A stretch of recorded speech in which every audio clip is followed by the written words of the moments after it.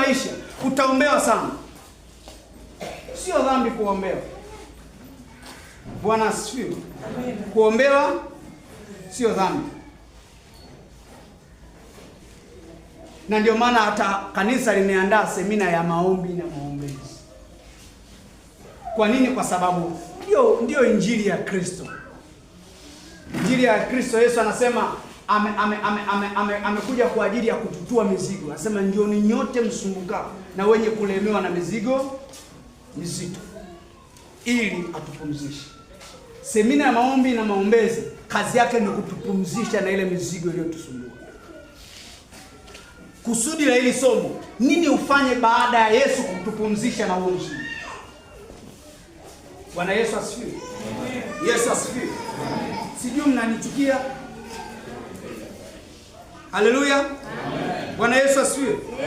Hiki ndo kusudi ambalo natamani tunapoondoka kwenye semina tuondoke nacho.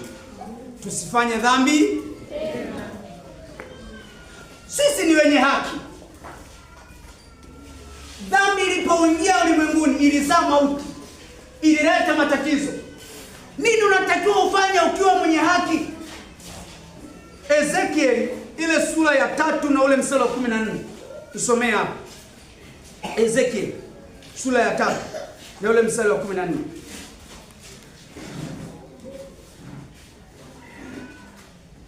Ezekiel 3 mstari wa 14. Ezekiel 3 mstari wa 14. Kwa msaada wa Yesu nitasoma. Sikiliza Ezekiel anachosema. Basi roho ikainua ikanichukua mahali pengine. Ndio.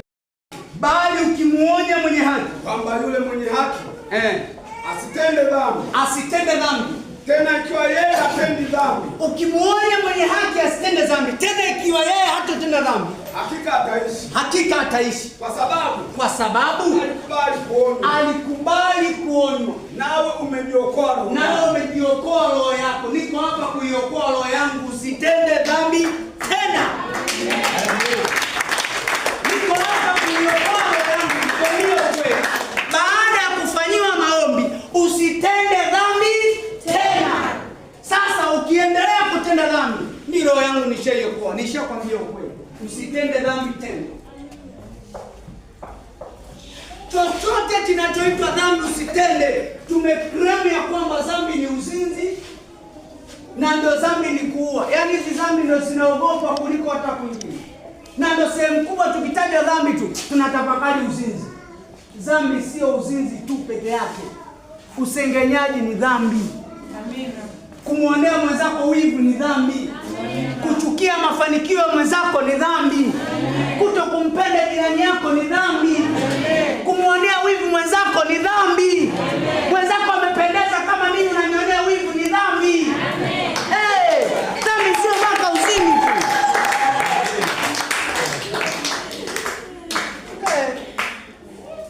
Kwa kama katibu wa mama prophet aliambiwa umpendeza, ambia ashukuru. Kiwango kanisaidia kunipendezesha. Inatosha. Sasa usinionee wivu. Kwa nini apendeze yeye tu kila siku? Kwa nini apendeze yeye kila siku? Wewe ni hauna tofauti na mshirikina. Yaani usijiweke tofauti na mshirikina, usiwaambie yule fulani mchawi, wewe ndio mchawi wa kwanza. Amen. Bwana Yesu asifiwe. Amen. Bwana Yesu asifiwe. Amen. Tunapoona Yesu asifiwe. Unayemuona dhaifu leo, kesho ni mwenye nguvu. Unayemuona mgonjwa leo, kesho ni mzima. Unayemuona maskini leo, kesho ni tajiri. Waswahili wanasema usimdharau usiyemjua. Ila mimi nasema hata unayemjua usimdharau. Yesu asifiwe. Bwana Yesu asifiwe. Kwa hiyo tatizo sio kila mwenye tatizo basi yeye amefanya dhambi. Kanisa tuko pamoja? Sio kila mwenye tatizo basi yeye. Lakini nazungumza na nafsi yako. Kama tatizo lako unagundua kuna dhambi umeing'ang'ania, acha. Niko hapa kuzungumza na mtu ambaye ana tatizo, lakini tatizo lake ni dhambi. Ila nataka Wakristo wajue kwamba tatizo lako sio dhambi, ila nafsi yako inashuhudia kuna dhambi, acha. Lakini tunajua kwamba sio kila tatizo ni mtu amefanya dhambi. Tusome kitabu kile cha Yohana sura ya 9 mstari wa 3 mpaka wa kwanza mpaka wa 3. Yesu ndiyo ametupa swali, ametupa majibu, na Yesu ndiyo ambaye anatengeneza mioyo yetu. Yohana sura ya 9 mstari wa kwanza mpaka wa 3. Usome hapo. Msala wa Yesu unasoma kitabu cha Yohana Mtakatifu sura ya 9 mstari wa kwanza hadi ule mstari wa 3. Anasemaje? Hata alipokuwa akipita akimwona mtu alimuona mtu. Tusikilizeni kanisa. Kipofu tangu kuzaliwa. Ndiyo. Wanafunzi wake wakamuuliza wakisema. Alimuona kipofu tangu kuzaliwa. Wanafunzi walikuwa wanamuuliza Yesu wakisema, Rabi, ni yupi aliwe kipofu? Hata azaliwe akiwa kipofu? Yesu akajibu. Huyu hakutenda dhambi. Wala wazazi wake. Bali kazi za Mungu zidhihirishwe ndani yake. Amen.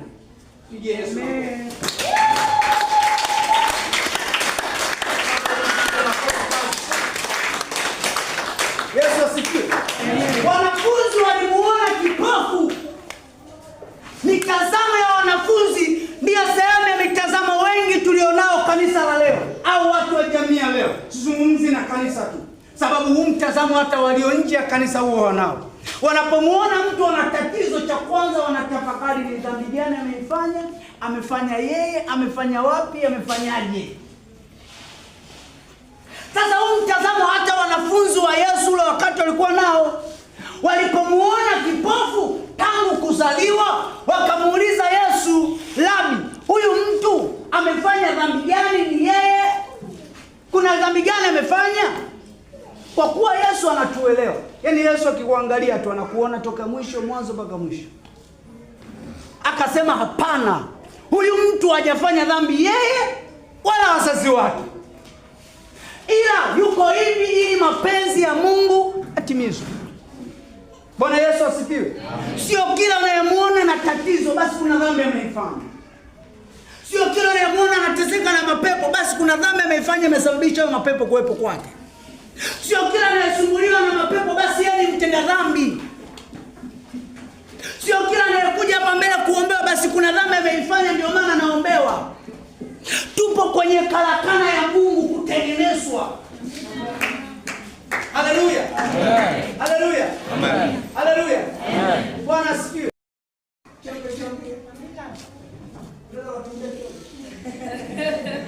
Yesu asifiwe.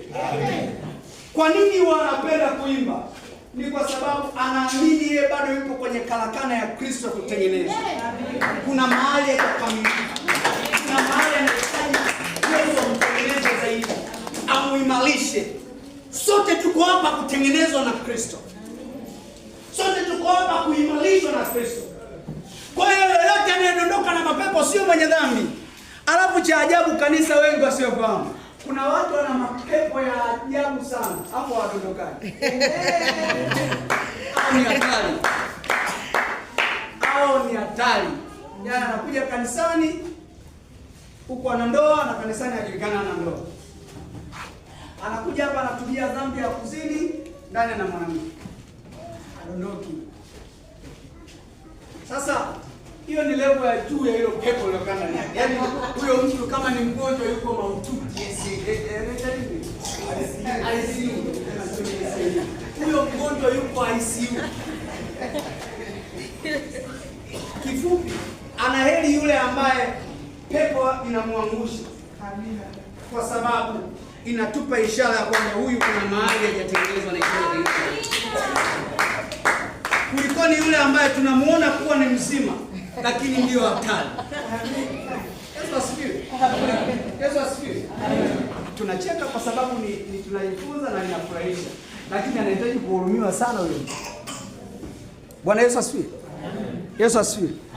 Kwa hiyo ninaposema usitende dhambi tena, nina maana kutokuanguka na pepo haimaanishi wewe sio upo salama. Kama kuna maisha ya dhambi unaendelea kuyafanya na unaonekana upo salama, amefanikiwa kumwekea vikwazo ambao yani kama visioneshe kuwa amefanikiwa, unamsema vibaya, unamuongelea vibaya, wewe vibaya.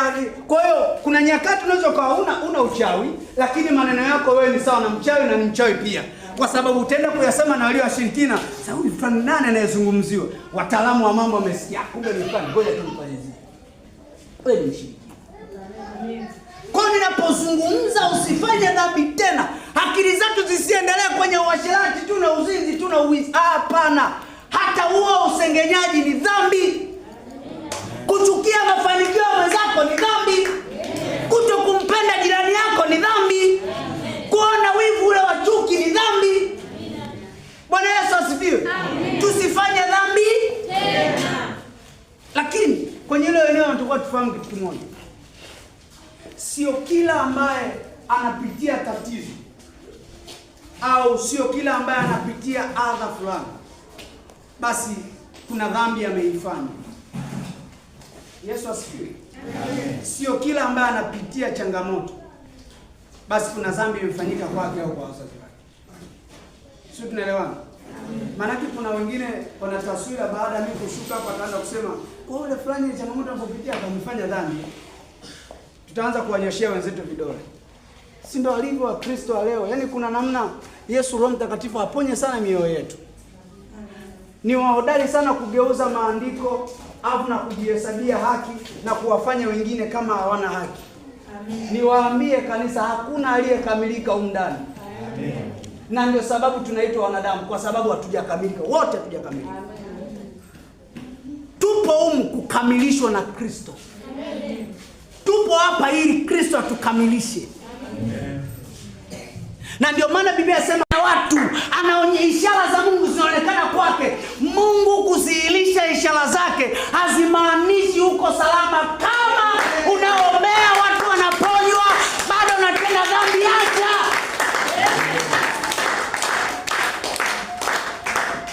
Acha kufanya dhambi.